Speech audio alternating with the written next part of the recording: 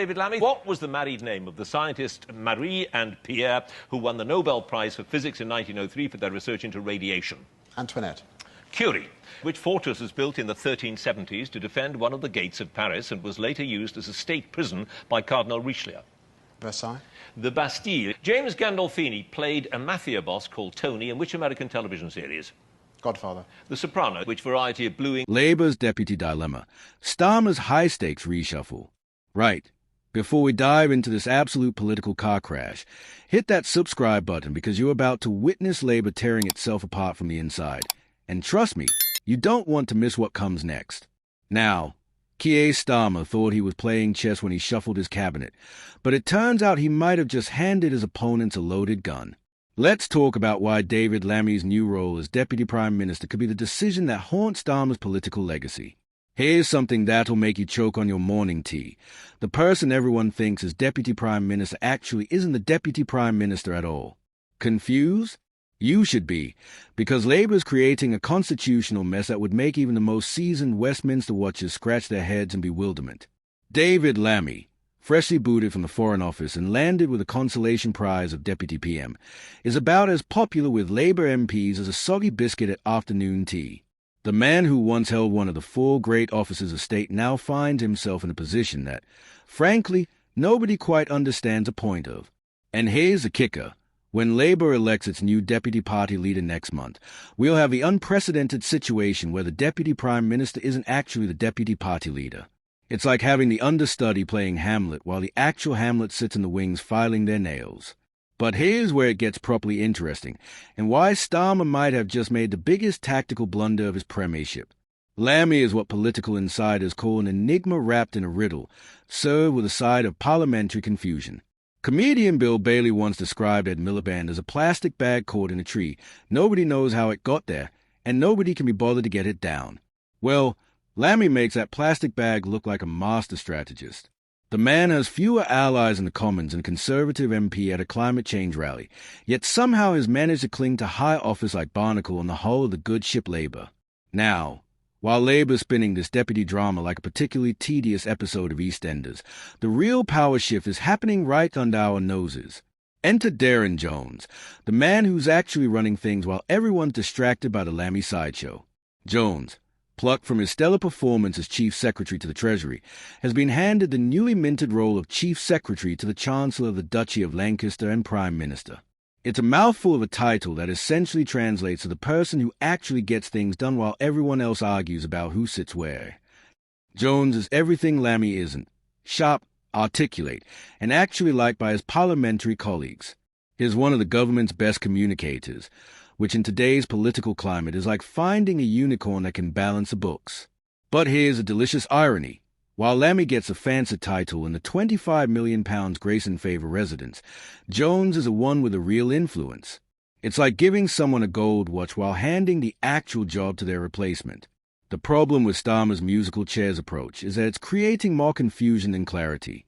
We're supposed to believe that a triumvirate of Starmer, Lammy, and potentially Lucy Powell represents Labour's best and brightest.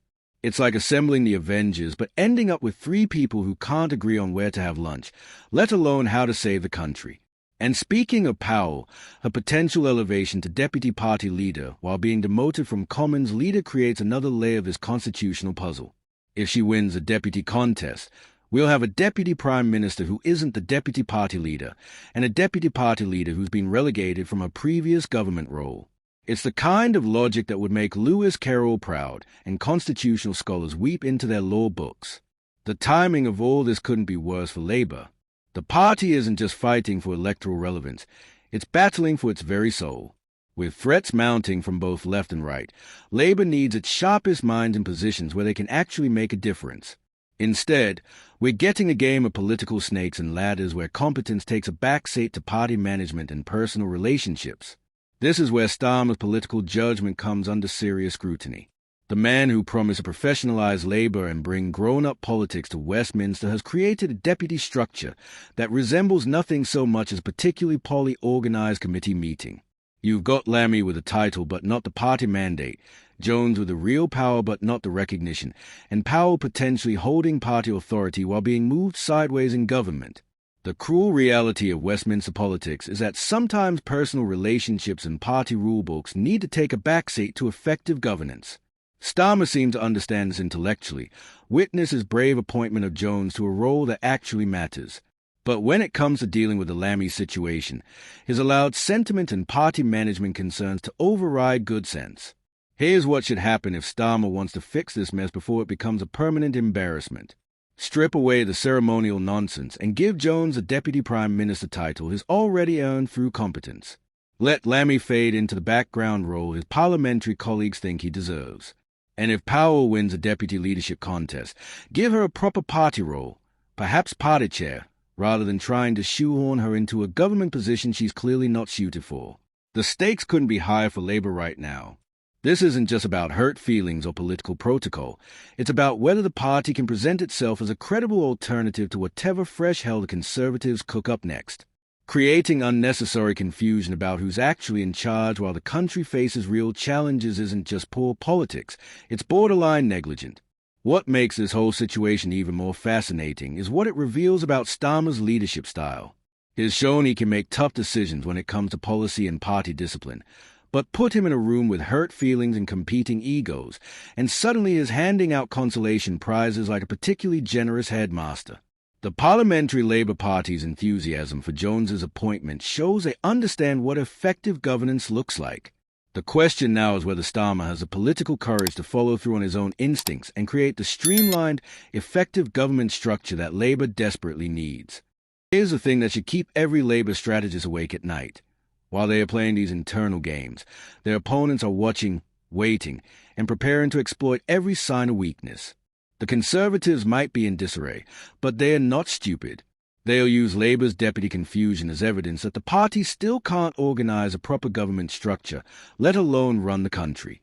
This deputy debacle isn't just a Westminster bubble story. It's a window into how Labour approaches power, and whether they've really learned the lessons of their wilderness years.